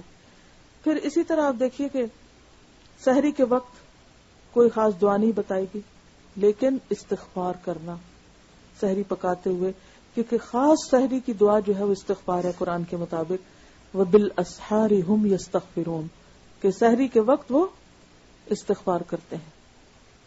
تو جب آپ صبح اٹھتے ہی جیسے وضو وغیرہ کرنے کے بعد آپ نفل پڑھ رہے ہیں تو بھی خاص طور پر اپنی بخشش کی دعا کیجیے. اسی طرح سحری بناتے ہوئے, میز لگاتے ہوئے, گھر والوں کو اٹھاتے ہوئے, برتن سمیٹتے ہوئے, سارا وقت خوب استغفار, کیونکہ وہ استغفار کی قبولیت کا وقت ہوتا ہے. پھر اسی طرح جب افطار کا وقت ہو تو پھر دعا. نبی صلی اللہ علیہ وسلم نے فرمایا جب رات آ جائے, دن چلا جائے اور سورج غروب ہو جائے تو روزہ دار روزہ افطار کر لے, اور روزہ جلد افطار کیا جائے, کھجور سے افطار کیا جائے. حدیث میں آتا ہے کہ کھجور نہ ملے تو پانی, کیونکہ وہ پاک کرنے والا ہے. لیکن اس وقت کی دعا سکھائی گئی, اور وہ کیا ہے؟ اللہم انی لک صمت وعلی رزقک افطرت. ابو داؤد کی روایت ہے کہ اے اللہ تیرے لیے میں نے روزہ رکھا, تیرے لیے, پھر وہ مخلصین لہ الدین, اور تیرے ہی دیے ہوئے رزق سے افطار کیا, تیرے ہی دیے ہوئے رزق سے افطار کیا. اور پھر پانی وانی پی کے جب آپ اٹھے نماز کے مغرب کے لیے تو ساتھ یہ دعا پڑھیں, ذهب الظمأ وابتلت العروق وثبت الاجر انشاء اللہ. پیاس ختم ہوئی, رگیں تر ہو گئی, اور روزے کا ثواب انشاءاللہ پکا ہو گیا. یعنی اللہ تعالیٰ سے اچھا گمان رکھیں. اور اگر آپ کسی کے ہاں روزہ افطار کریں یا کسی نے آپ کے ہاں کچھ بھیجا ہے اور ان کے دی ہوئی کھجور یا کسی بھی چیز سے آپ روزہ افطار کر رہے ہیں تو ان کے لیے بھی دعا کریں. افطر عندکم الصائمون واکل طعامکم الابرار وصلت علیکم الملائکہ. روزہ دار تمہارے ہاں روزہ افطار کرتے رہیں کیونکہ روزہ افطار کرانے کا بہت بڑا اجر و ثواب ہے. نیک لوگ تمہارا کھانا کھاتے رہیں اور فرشتے تمہارے لیے دعائیں کرتے رہیں. یہ کتنی خوبصورت دعا ہے اور اس کو بھی شعور کے ساتھ مانگنا چاہیے. کس کے لیے؟ جو روزہ کھلوائے اس کے لیے. پھر اسی طرح افطار کے وقت کی عام دعائیں بھی قبول ہوتی ہیں. تو روزہ افطار ہونے سے تھوڑی دیر پہلے گھر والوں کے ساتھ اگر آپ بیٹھے ہیں بچوں کو بھی بٹھا لیں اور اپنے لیے دعائیں کریں ان سارے امور میں جن کے بارے میں آپ پریشان رہتے ہیں. اور ہماری پریشانیاں زیادہ کون سی؟ دنیاوی. صرف دنیا نہیں آخرت کو بھی یاد کریں. وَمِنَ النَّاسِ مَن يَقُولُ رَبَّنَا آتِنَا فِي الدُّنْيَا حَسَنَةً وَفِي الْآخِرَةِ حَسَنَةً وَقِنَا عَذَابَ النَّارِ. دنیا کے علاوہ آخرت کی بھلائیاں بھی مانگے, اچھی موت مانگے, قبر کی روشنی مانگے, جنت مانگے, جہنم سے پناہ مانگے, آسان حساب مانگے یا بے حساب کی جنت مانگے. تو یہ تمام چیزیں جو ہیں یہ مانگنے کی ہیں. اسی طرح اپنے علاوہ دوسروں کے لیے دعائیں مانگے, اپنی اولاد کے لیے مانگے, والدین کے لیے مانگے, بہن بھائیوں کے لیے, تمام مسلمانوں اور تمام انسانوں کے لیے مانگے کہ اللہ تعالیٰ سب کو ہدایت دے. پھر اسی طرح یہ ہے کہ قرآن پاک پڑھنا اور خصوصی طور پر رات کے وقت رات کی عبادت تراویح میں خود پڑھیں یا کسی امام کے پیچھے پڑھیں. نیت کر لیں کہ پورے رمضان میں تراویح نہیں چھوڑنی. تھکے ہوئے بھی ہیں, بیٹھ کے پڑھیں, کھڑے ہو کے پڑھیں, لیکن آپ نے نیت کر لی نا تو اللہ تعالیٰ آپ کے لیے آسانی پیدا کر دے گا. اور خصوصی طور پر آخری 10 راتیں اس میں زیادہ تر توجہ. حدیث میں آتا ہے جب رمضان کا آخری عشرہ شروع ہوتا تو رسول اللہ صلی اللہ علیہ وسلم عبادت کے لیے کمر بستہ ہو جاتے, راتوں کو جاگتے اور گھر والوں کو بھی جگاتے. اور خصوصی دعا آخری عشرے کی, لیلۃ القدر کی, اللہم انک عفو تحب العفو فاعف عنی. اور پھر اگر اللہ توفیق دے تو اعتکاف. اور اعتکاف کیا ہے؟ تنہائی کی عبادت. لیکن افسوس یہ کہ لوگ اب معتکف میں بھی لیپ ٹاپ اور سیل فون لے کے بیٹھ جاتے ہیں. یہ اعتکاف کی روح کے بالکل خلاف ہے. اعتکاف کیا جاتا ہے سب سے کٹ کے الگ ہو کے عبادت کرنے کا نام اعتکاف. اور اگر انسان وہاں بھی سب کو ساتھ لے بیٹھے, کہیں چیٹ کر رہا ہے اور کہیں باتیں کر رہا ہے اور کہیں, تو یہ کیا مقصد ہے؟ ایک طرف آپ لوگوں سے ہٹ کے بیٹھیں کہ ہم اپنے رب سے باتیں کریں گے اور پھر وہاں بیٹھ کے لوگوں سے ہی باتیں ہو رہی ہیں, تو یہ درست نہیں. پھر اسی طرح جس کو توفیق ہو وہ رمضان میں عمرہ بھی کرے, کیونکہ نبی صلی اللہ علیہ وسلم نے رمضان میں عمرے کا ثواب حج کے برابر بتایا. جی نہیں تو نیت تو کر لیں, پہلے سے سوچ لیں, نہیں ہم تو کر ہی نہیں سکتے, اور دعا کرنی چاہیے اللہ تعالیٰ کروا دے. کیا مشکل ہے, اس کے بلانے سے ہی ہوتا ہے نا. جی تو یہ چند باتیں تھیں رمضان سے متعلق. اور خصوصی طور پر چونکہ رمضان قرآن کا مہینہ ہے, اس لیے کوشش کریں کہ رمضان میں قرآن خود بھی پڑھیں, تراویح میں بھی پڑھیں, اور اس کے علاوہ سمجھنے کا بھی موقع الحمدللہ جگہ جگہ پر اب یہاں بھی دورہ قرآن ہو رہے ہیں. جہاں آپ کے لیے جانے کی سہولت ہے وہاں تشریف لے جائیں. یہاں بھی انشاءاللہ مردوں کے لیے بھی ہے, عورتوں کے لیے بھی ہے, اور خصوصاً پہلی بار انگلش میں بھی ہو رہا ہے. تو آپ کی جو بچیاں یا ایسی خواتین جن کو اردو سمجھ نہیں آتی, روزانہ ایک پارے کا انگلش میں ترجمہ اور ہلکی پھلکی تفسیر ہوگی 2 سے 4 بجے تک. تو انشاءاللہ اس کے لیے آپ آ سکتے ہیں. اور باقی یہ ہے کہ رمضان میں جو فدیہ اور کفارہ اور خصوصاً صدقہ خیرات جو ہے, کیونکہ نبی صلی اللہ علیہ وسلم رمضان میں جب جبریل علیہ السلام سے ملتے تو تیز آندھی سے بھی زیادہ سخاوت میں تیز ہوتے, ہر ایک کو فیض پہنچاتے. تو آپ بھی سوچیں کہ ہر ایک کو فیض پہنچانا ہے, کچھ نہ کچھ, کسی نہ کسی طرح, جس سے بھی آپ کی جان پہچان ہے اس میں, چاہے آپ کھانا کھلائیں, چاہے آپ کھجور بانٹیں, چاہے آپ پانی پلائیں لوگوں کو, یا روزہ رکھوانے کا اہتمام کریں. اور صرف یہ نہیں کہ اپنے ہی جاننے والوں کو یا اپنے ہی دوست احباب کو یا بڑی بڑی پارٹیز پہ بہت کچھ لگا کے، اس میں آپ دیکھیے کہ ایسے لوگوں کو ضرور یاد رکھیں کہ جن کے پاس پیٹ بھر کے کھانا کھانے کو نہیں. تو ہم نے اس دفعہ پچھلے رمضان کی طرح پور فیملیز کے راشن کے لیے پروگرام بنایا ہے $1 a day. تو آپ ہر روز اگر $1 بھی اس مد میں خرچ کریں گے، صدقہ کریں گے، تو 30 days میں $30 کچھ مشکل نہیں. لیکن اس $30 میں ایک بڑے خاندان کی، خصوصاً غریب ملکوں میں ایک بڑے خاندان کی پورے مہینے کے کھانے پینے کا انتظام ہو سکتا ہے. تو اسی طرح یہ کہ فدیہ جو ہے، اگر کوئی روزہ نہیں رکھ پا رہا بیماری کی وجہ سے، تو اس کا ہم نے $5 کا رکھا ہے. کفارہ جو ہے، جیسے ہسبینڈ وائف کا اگر ریلیشن شپ ہوتا ہے تو اس کا آپ کو معلوم ہے کہ اس کا کفارہ ہے ایک گردن کو چھڑانا، غلام آزاد کرنا. یعنی کہ رمضان کی بے حرمتی ہے یہ، اور اس پر ایک طرح سے ہیوی فائن ہے. تو اس سے اجتناب کرنا چاہیے.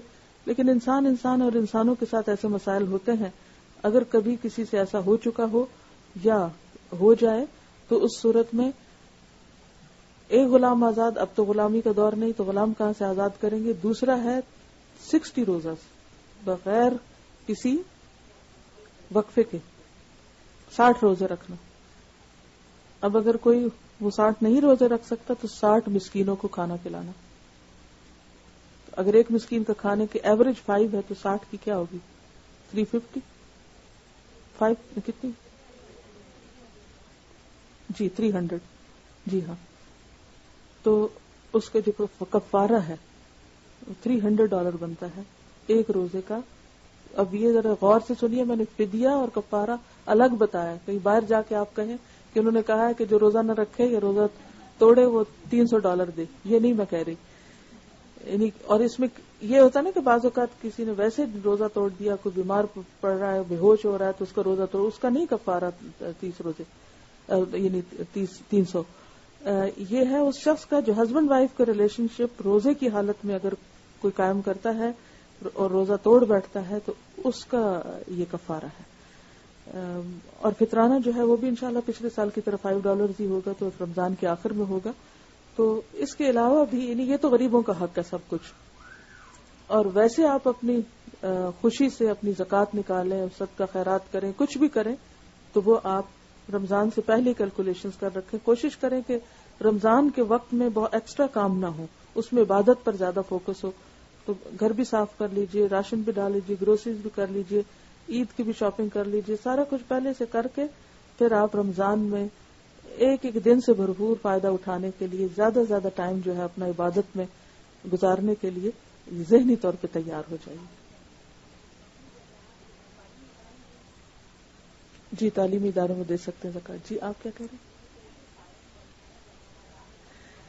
بالکل صائم بن جائیں. اور پھر یہ کہ صرف اپنی عبادت میں ہی نہ لگ جائیں اور صرف اپنے ہی اعتکاف میں نہ لگ جائیں. انسانوں کی ضروریات اور ان کی خدمت بھی بہت اہم ہے. آپ دیکھیں، ہو سکتا ہے آپ کا دل ہو کہ آپ اعتکاف کریں، اور ہو سکتا ہے آپ کا دل ہو کہ آپ کو بہت اپنی عبادت خوب کریں، لیکن ہو سکتا ہے آپ ہی کے گھر میں کوئی بیمار پڑا ہوا ہو، کوئی بزرگ ہو جس کی خدمت آپ پہ لازم ہو، کوئی اور ہو جو ہاسپٹل میں ہو جس کے لیے آپ کو جانا پڑے. تو اس موقع پر یہ حدیث یاد رکھیں. نبی صلی اللہ علیہ وسلم نے فرمایا کہ میری اس مسجد میں 1 مہینے کے اعتکاف سے بڑھ کر مجھے یہ بات عزیز ہے کہ میں کسی مسلمان بھائی کی حاجت پوری کروں. تو بعض اوقات ہم کسی کوئی ضرورت مند بھی ہو تو ہم کہتے ہیں نا بھائی ہم تو روزے سے ہیں اس لیے ہم تو آج کا سپارہ پورا کریں گے. آپ ضرور پورا کیجئے، لیکن کسی کی حاجت پوری کرنا بھی 1 مہینے کے اعتکاف سے بڑی نیکی ہے. تو اس کو مت بھولیے. لیکن اس کا یہ مطلب نہیں کہ انسان پھر اپنے نفس کو راحت دے کے چلو ادھر ادھر باتیں کر کے ادھر جاؤ ادھر جاؤ، سیر تفریح کہ جی بڑی نیکی کے کام کر رہے ہیں اور عبادت کو متاثر کریں. نہیں، آپ جاتے ہوئے راستے میں گاڑی میں CD لگا لیجئے، سنتے جائیے، جہاں موقع ہو قرآن پاک کا نسخہ ساتھ رکھیے، پڑھتے جائیے، دعاؤں کی کتابیں اپنی ساتھ رکھیے، ادھر ادھر سے نکال کر اگر نہیں مل رہی تو اب نئی لے کر رکھ کے، تاکہ مخصوص وقت میں کتاب ہی نہ ڈھونڈنے بھاگتے رہیں اور اتنے میں روزہ کھل جائے اور آپ کی دعائیں رہ جائیں. اور کیونکہ اتنی زبانی تو یاد نہیں، ہر چیز اپنا کچن کے اندر ٹیپ ریکارڈر، کیسٹس، گاڑی کے اندر CDs، کیسٹ، صفائی وغیرہ گاڑی کی بھی، پھر اسی طرح باقی کتابیں، دعاؤں کی، نماز مصلی کے قریب کہاں پڑھنا ہے، کیا کرنا ہے، سب کچھ پلاننگ پوری امیجنیشن کے ساتھ صبح سے شام تک کی کر لیجئے، تاکہ جب پہلے دن سے ہی فائدہ اٹھائیے نا 10 دن تو چیزیں ڈھونڈنے میں گزار دیں ہم، تو ایک ایک دن کا فائدہ اٹھانا ہے. تو اللہ تعالیٰ ہم سب کا مددگار ہو. وآخر دعوانا ان الحمدللہ رب العالمین. چونکہ آج الحمدللہ مردوں کا ختم قرآن ہے تو میں چاہوں گی کہ آپ سب مسجد میں تشریف لے جائیے، اور اگر کسی کو وہاں بیٹھنے میں مشکل ہو تو ہم یہاں اسپیکر کھول دیتے ہیں تو وہ کرسی پر بیٹھ کے یہاں بھی سن سکتے ہیں، ورنہ یہ ہوتا ہے کہ مجلس اور گیدرنگ کے قریب ہونا زیادہ بہتر ہے، تو وہاں آپ مسجد تشریف لے جائیے. جی آپ کچھ پوچھ رہے ہیں؟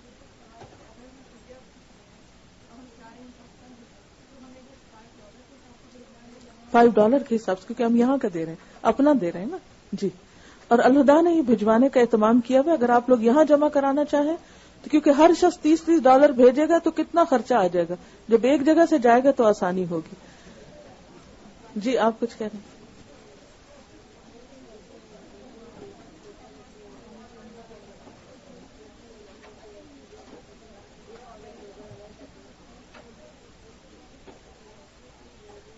کفارہ دے دے اس کا. جی ہاں بالکل بالکل. وعلیکم السلام.